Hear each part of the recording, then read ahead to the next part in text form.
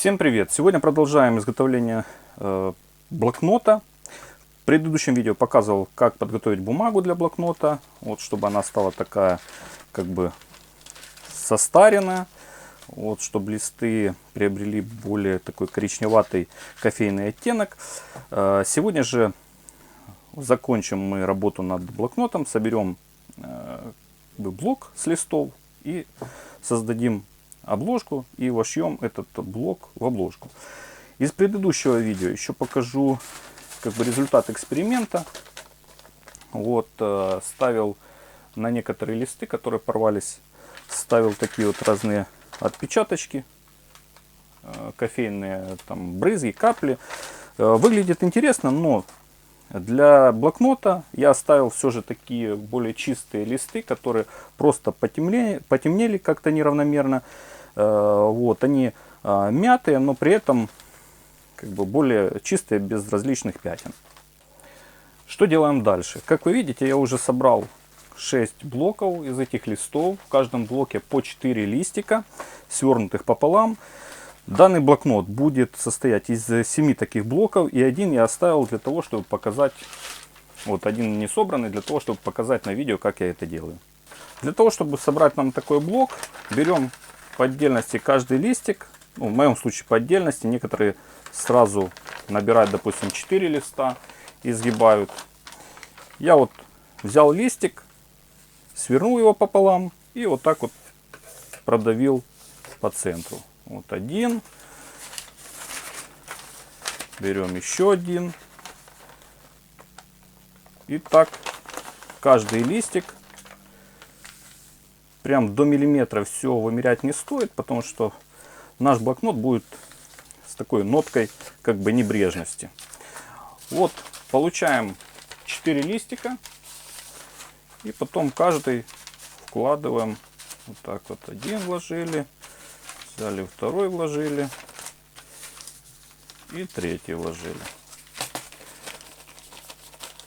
Получаем блок из 4 листиков. Здесь у меня еще таких 6. То есть нам нужно собрать 7 блоков. Далее я сделал вот такой вот шаблончик. Здесь есть отметки, по которым мы будем делать отверстия в наших листах. И далее через вот эти отверстия будем пришивать каждый блок по отдельности. Теперь вставляем наш шаблончик так вот в разворот этих листов.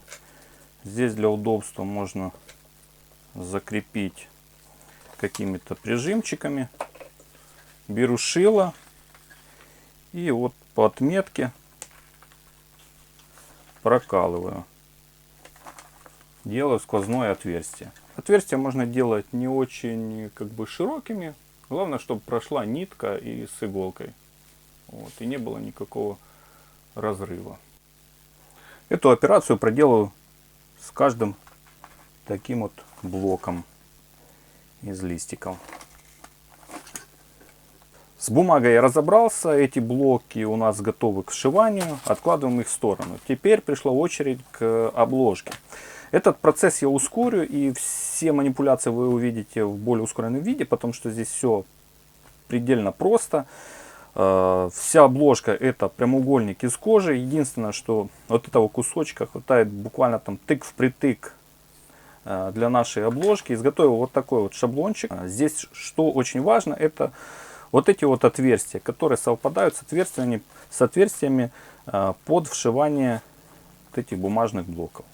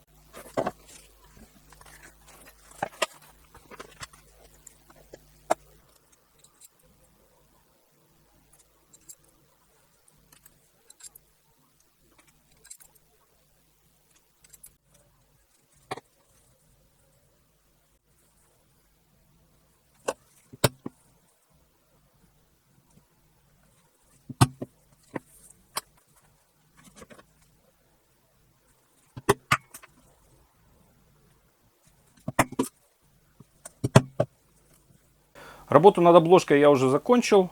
Сделал оттиск «Дневник путешественника», оттеснил год и сзади отверстие для завязочки. Также сделал отверстие для вшивания наших блоков из бумаги.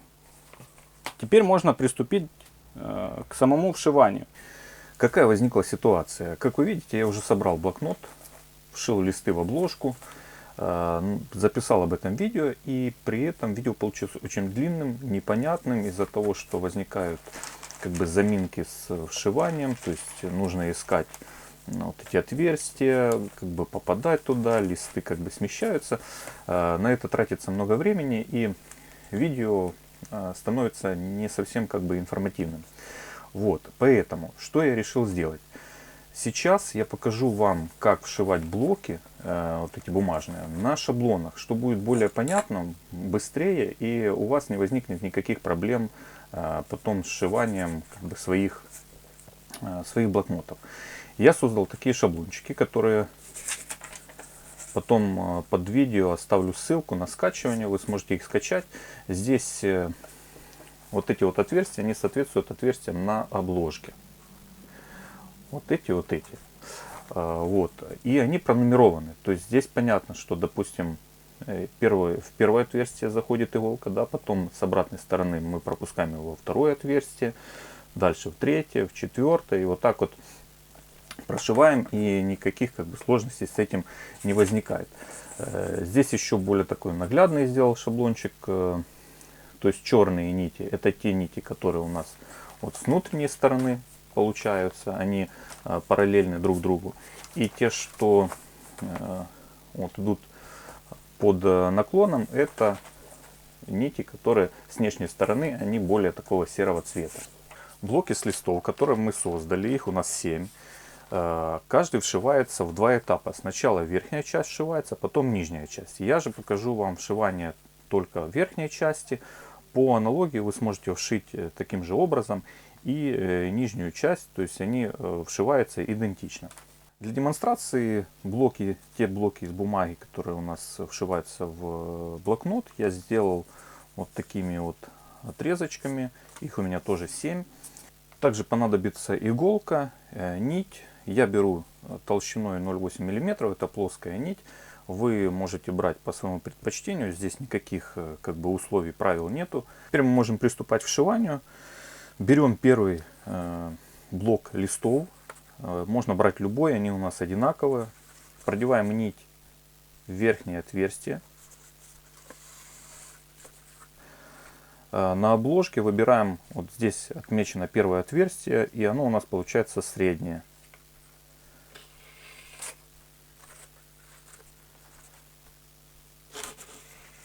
Продеваем в него нить, оставляем небольшой такой как бы кусочек нити для того, чтобы в итоге мы здесь эти кусочки, кончики связали. Далее с обратной стороны обложки у нас здесь как бы нумерации нету.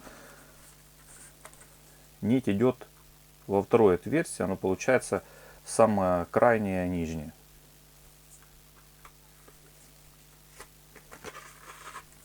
Вот таким вот образом. То есть здесь вот оно под номером 2. И сюда мы уже вшиваем второй блок листов, только продеваем иглу в нижнее отверстие этого блока.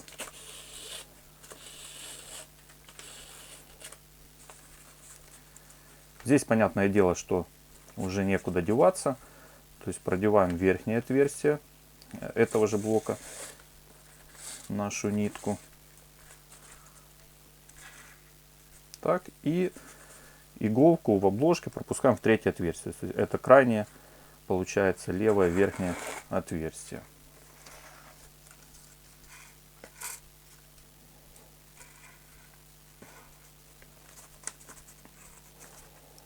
Так, здесь еще рекомендую каким-то способом зафиксировать нашу нитку, чтобы она, вот этот кончик, чтобы она не вытянулась во время работы. Далее с обратной стороны у нас нить идет по диагонали, и мы выходим вот в четвертое отверстие, если брать по нумерации. а если считать с левого края, то это получается 5-е отверстие. Вот, снизу.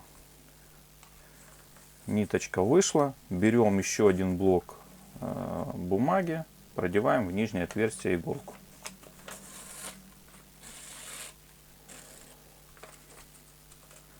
Здесь тоже как бы далее пропускаем верхнее отверстие, в этом же блоке нашу нитку. Вот, и в 5-е отверстие, в отверстие под номером 5 в самой обложке. Таким образом мы вшили еще один блок. Далее по диагонали, так, если мы вот так вот разворачиваем, вот, по диагонали той же обложки мы выбираем 6-е отверстие, так, чтобы было видно, и пропускаем сюда. Берем еще один блок бумаги, проделаем ту же операцию. В нижнее отверстие. Вот. Чем получается больше этих блоков, тем больше вот этой такой как бы путаницы, они немножко разваливаются, не совсем комфортно потом получается работать, когда много этих листов. И верхнее отверстие вот на обложке под номером 7 пропускаем нить, когда уже нанизали наш этот 4-й выходит блок бумаги. Так. Далее по диагонали с внешней стороны обложки выбираем отверстие под номером 8. Нанизываем еще один блок. Это уже 5-й блок нашей бумаги. То же самое продеваем в верхнее его отверстие нить. Выбираем 9-е отверстие на обложке. Так, теперь перелистываем. Ищем 10-е отверстие. Вот оно у нас. Получается, нить с внешней стороны идет у нас вот так вот по диагонали в 10-е отверстие. Здесь вшиваем уже 6-й блок бумаги.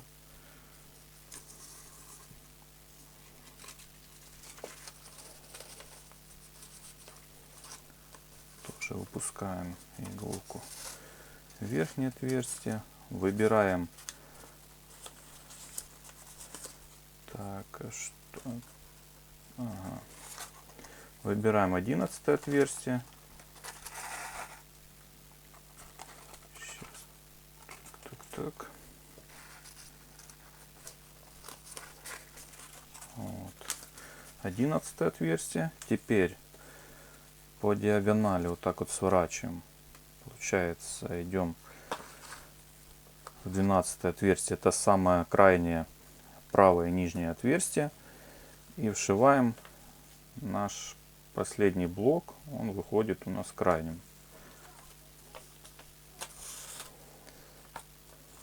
Вот так вот вшиваем. Верхнее отверстие. Продеваем нитку. Здесь по номеру уже выходит 13-е. 13-е, так. 13-е отверстие. Здесь немножко я запутался. Вот так вот. И финальное отверстие получается вот центральное нижнее отверстие. Оно у нас получается 14-е. Продеваем в него иголку.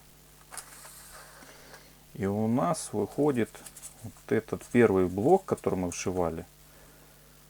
У нас нижнее отверстие совпадает с этим финальным отверстием 14 на обложке. И мы выводим сюда нить. Что у нас получается в результате? Это вот центральный как бы блок бумаги. Вверху мы оставляли кончик нити, когда начинали прошивку. И внизу, вот во втором отверстии, мы как бы эту прошивку закончили. Теперь обрезаем нить и просто вот здесь завязываем там на двойной узел. В общем, это все дело как бы затягиваем. Перед этим можно еще нить немножко как бы поправить, подтянуть, чтобы каждый блок он был, ну, чтобы здесь была хорошая натяжка, и каждый блок как бы прижался к нашей обложке. Все, вот таким вот образом получается каждый блок бумаги, он вшивается. И теперь можно сравнить результат, который получился вот на этом шаблончике с прошивкой, и то, что вышло на реальной обложке. Все как бы идентично. Просто здесь на шаблончике получается более понятно сама прошивка. Каждый блок по центру он получается прошит ниткой таким вот образом. Между блоками есть небольшие как бы такие вот разрывы. Их можно минимализировать, если сделать вот эти отверстия для вшивания чуть ближе друг к другу. Я просто хотел сделать более аккуратно. У меня есть пробойник с шагом 5 мм, поэтому расстояние между этими отверстиями 5 мм. Был бы пробойник, допустим, с расстоянием в 3 мм между отверстиями, я бы использовал его. Тогда вот эти вот разрывы между блоками бумаги, их бы не было. При желании можно расширить количество этих блоков, то есть добавить еще по 2 отверстия там, или по 4, к примеру. Вот. И таким же вот образом сделать прошивку, только уже на большее количество отверстий. Ну, естественно, и блокнот будет тогда помассивнее. Закрывается блокнот на вот такой вот кожаный шнурочек.